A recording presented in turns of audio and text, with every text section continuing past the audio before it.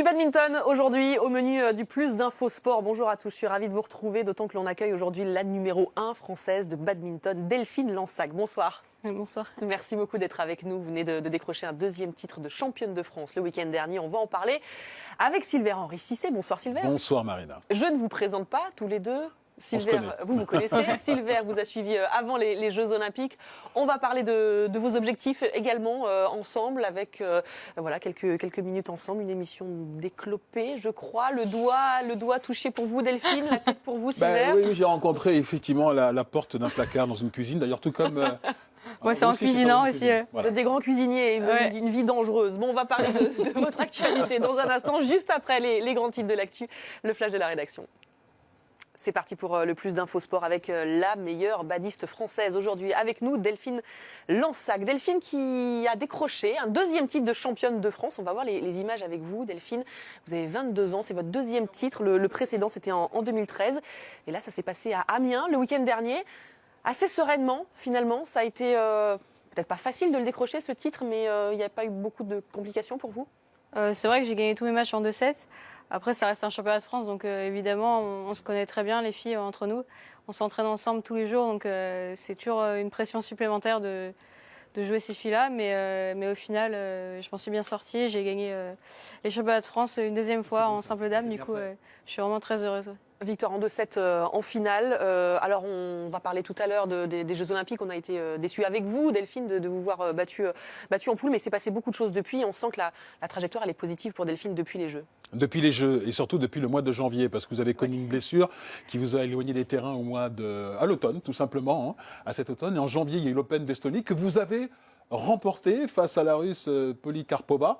Vous avez concédé qu'un seul set d'ailleurs face à tous les adversaires que vous avez rencontrés et il s'est passé quelque chose. Je crois qu'en termes de mental, vous êtes beaucoup plus sereine maintenant sur le terrain. Et d'ailleurs, vous l'avez dit sur votre compte Facebook, puisque le lendemain de cette victoire, vous avez déclaré « Je ne me suis pas pris la tête, je me suis senti très très bien ». C'est vrai que depuis les Jeux Olympiques, je me sens beaucoup plus en confiance. J'ai vraiment eu l'impression de faire une compétition à part.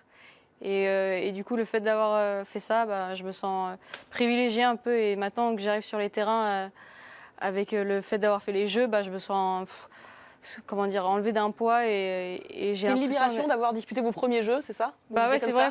C'était un objectif depuis très longtemps. Et le fait d'avoir participé, maintenant, j'arrive vraiment à me concentrer sur le futur et vraiment sur mon niveau de jeu. Et j'arrive sur les compétitions et relâcher. Et puis voilà, je prends du plaisir sur le terrain. C'est très intéressant ce que vous nous dites, c'est-à-dire qu'il y avait cette dimension extraordinaire des Jeux Olympiques avec la pression qui pesait sur vos épaules. Et pour la petite histoire, je le sais, vous avez rencontré quelqu'un le lendemain de vos sorties prématurées au premier tour et vous avez dit « Maintenant, je sais ce que c'est, les Jeux, et je vais avancer de l'avant ».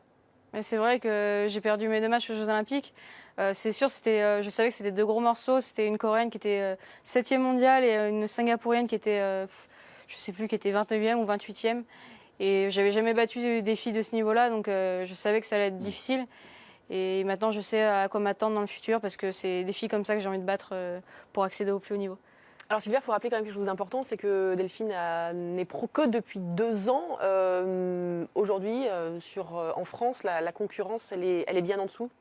Oui, elle s'est promenée au championnat de France. Elle a remporté ce titre, ce deuxième titre, avec beaucoup de facilité. Et c'est peut-être le problème que vous rencontrez aujourd'hui. C'est-à-dire que vous auriez pu avoir quelqu'un qui puisse vous offrir une opposition. Il s'agit de Sachina, la numéro 2, mais qui a connu pas mal de blessures ces 2 dernières années, ce qui fait que vous êtes un peu seul sur le plan national.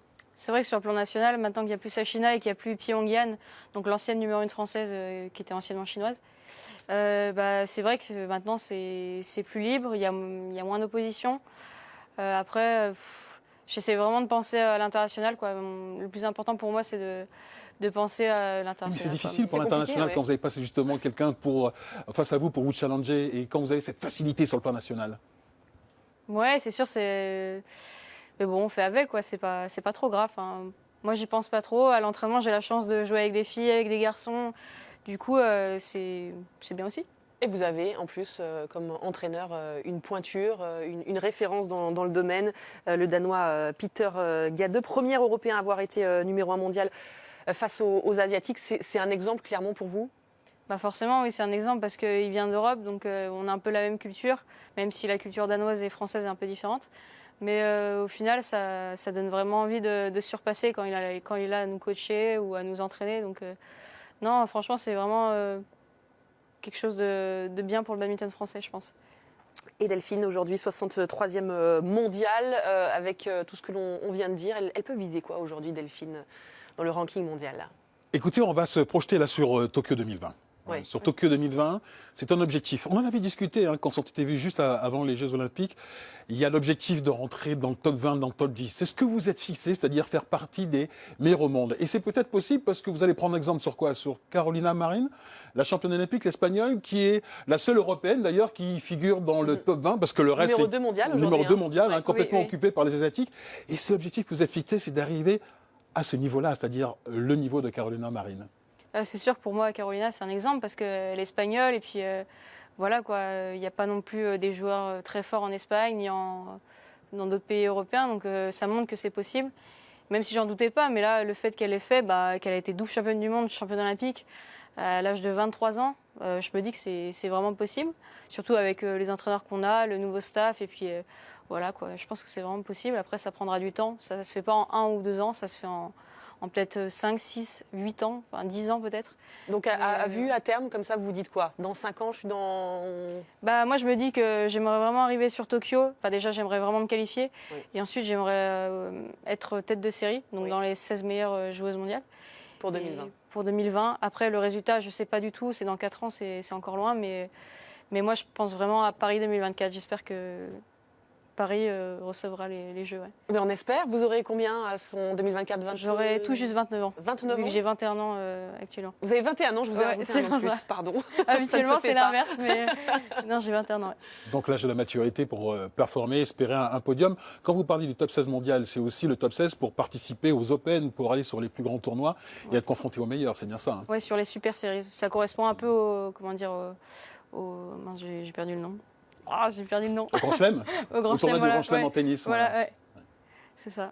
Du coup, non, c'est l'objectif, faire que des tournois comme ça, partir dans les quatre coins du monde et puis voilà, jouer les meilleures joueuses mondiales, quoi. Ça va se poursuivre très vite puisqu'il y a un rendez-vous la semaine prochaine en Pologne. Vous allez participer à ces championnats d'Europe par équipe mixte. C'est ça. Ouais. Oui.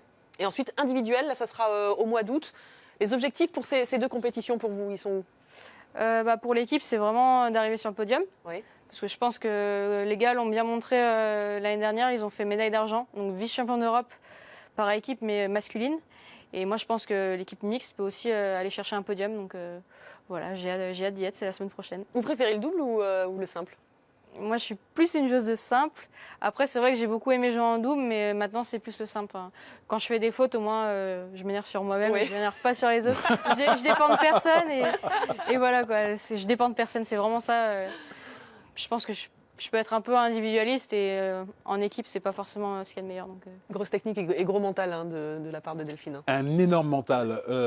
Juste avant les Jeux, elle avait la volonté en se disant, elle se disait, je veux faire un podium. Bon, il y a une sortie prématurée, mais c'est ce qui la forge. C'est-à-dire à chaque fois, je veux être bon, je veux être la première. À minima, elle vise le podium. C'est ce que vous devez avoir parce que il y a de belles échéances qui vous attendent et on rêve un tout petit peu. Paris 2024 avec un podium. Ou qui sait, une petite médaille d'or, ce serait bien quand même. Ça serait c'est le beau. rêve, ça. Ce serait beau. Merci en tout cas Delphine Lansac d'avoir été avec nous dans ce Plus d'Info Sport. Bon courage pour ces prochains rendez-vous et évidemment, espérons que Paris 2024 aboutisse et que vous puissiez participer à ces Jeux à la maison à 29 ans. Merci Oui. Sylvain Henri Merci à vous. Cissé. Merci. On se retrouve dans un petit instant, le Plus d'Info Sport qui revient. À tout de suite.